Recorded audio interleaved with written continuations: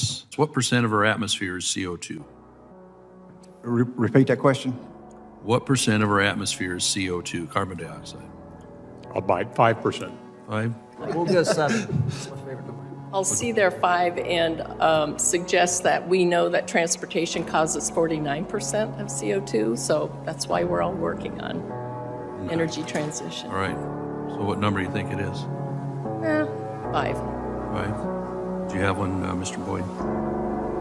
So we got a 5, 7, 8. I'm going to hit the high end. All right. The answer is 0.04%.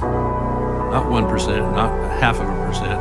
It's 0.04%. It's gone up from 0.03 over the last couple of decades. This is what we're being all contorted into doing, is this tiny change in CO2. If we get below 0.02, plant life starts dying. It's Rich, Tennessee Homestead. How the heck are you today? Hey, we're going to talk a little bit about climate change, but most of it's going to be directed more at these geniuses we have sitting around in Washington, D.C. You know, I could even sound real intelligent if I had myself a bunch of script writers. Yeah, who could clean it up, and if I read off of a teleprompter word for word, not relying on my little pea brain up here, I could sound pretty smart too. Most of them are idiots.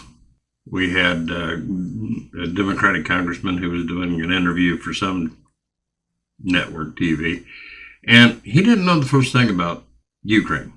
Didn't know the first thing about it. But he was all for funding it. He didn't have a clue. That's what's going on here. These guys bring a bunch of top-notch gentlemen like you and ladies that, like you just saw there in that clip, giving them advice. And when one congressman asked him a straight-up question, you see how it came unglued, didn't you? We need to get real experts before Congress. Probably this group of folks, and if I recall correctly, they are the heads of some of our bureaucracies in Washington, D.C. So, garbage in, garbage out, folks. If our politicians don't get to know what's really going on there with all that nonsense, then they can't make any kind of a decent decision, and even that's going to be a turkey shoot. But you see what I'm saying here? We have got to get our politicians on board and straightened up and educated. And by golly, if you don't know what you're talking about on something like energy, what are you doing on the committee? We need to start thinking. It's not political games you're playing up there. And that is how we end up with stupid things like I'm about to show you next.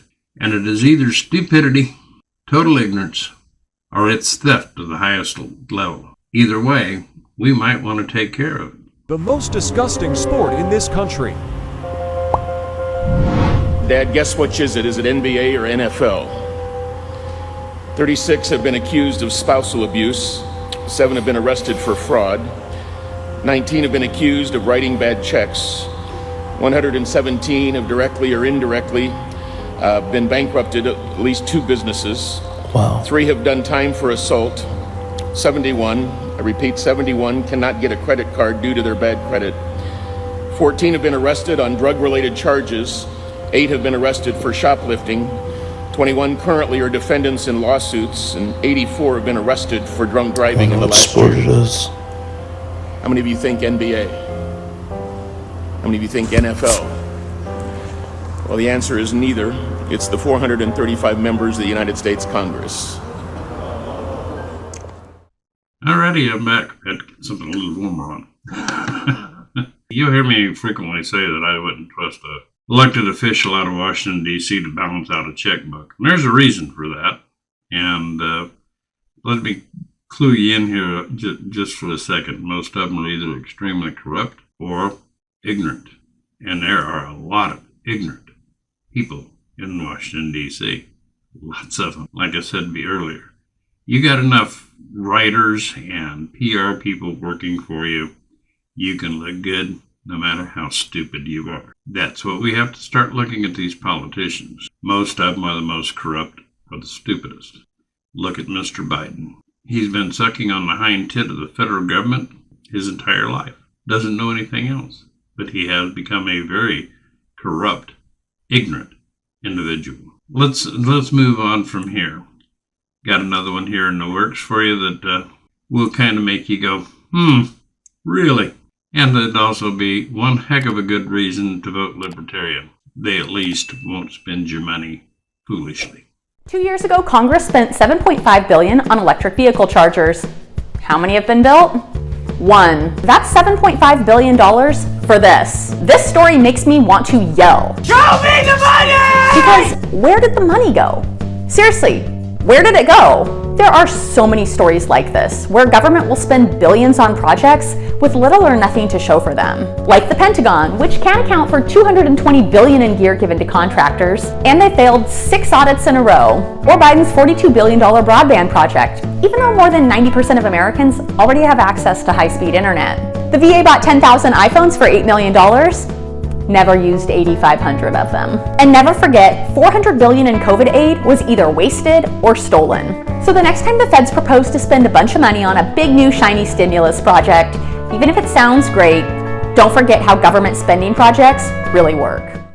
And one thing further you want to look at is here recently, matter of fact, this last week, we had the Congress put out a spending bill that was over 1,500 pages long and gave the Congress people a whole hour to review it. An hour before the vote was taken. Well, you know and I know that the only thing they could have done was read that one paragraph summary and moved on. And that happens a lot on Congress. Should be absolutely forbidden. So this year, when you're talking to people running for Congress and for Senate, get their commitment to making sure that they have at least 72 hours, even a week, let's say, unless it's an absolute national emergency, to review these bills so that they can look at and research them and know just how much of it is BS and how much of it lines in one another's pocket. We need to start holding these politicians accountable. They will continue doing exactly what they're doing right now, which is bankrupting this country.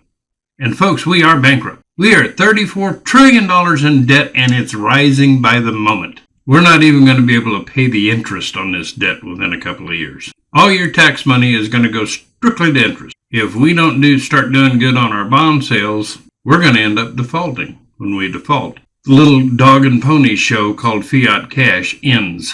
It's already ending. The world has stood up and had enough of America. Not Americans, but America. Our government is corrupt. Our favorite pastime is bombing countries. Little brown people that have very little weaponry to fight back with. I'm kind of looking forward to them going and crossing that border into Ukraine and tangling with Russia. It would be a learning experience for these fools, because the Russians would hand us our butts.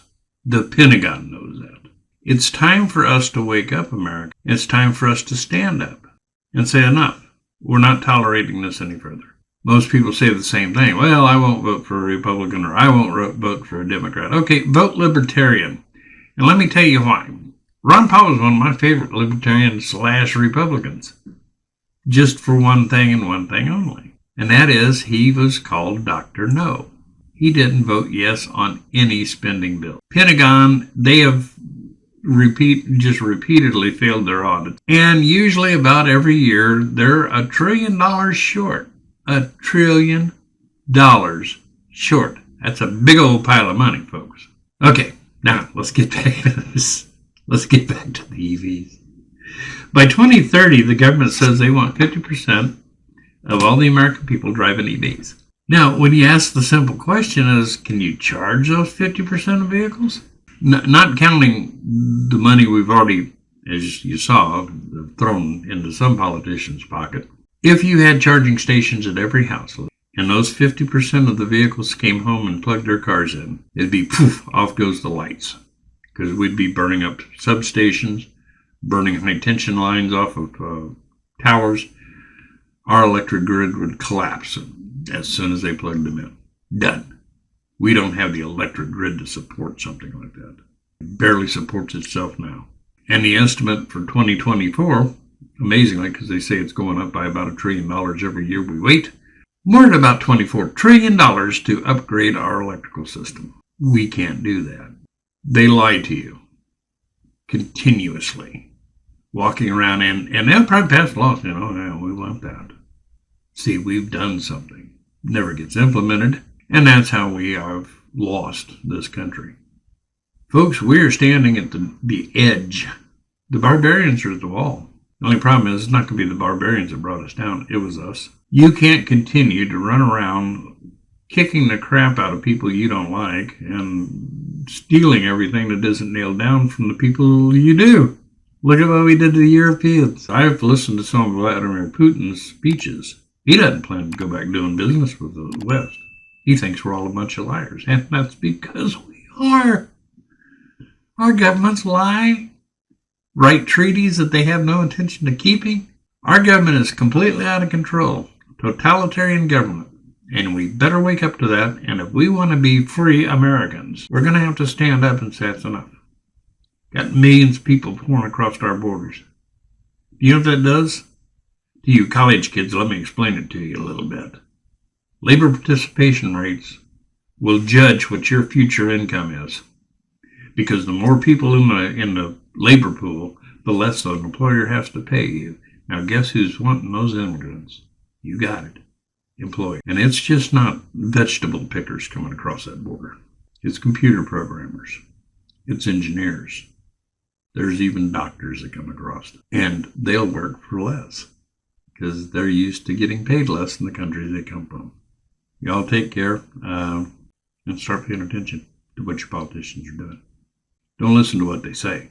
Go find out what they did and take it from there.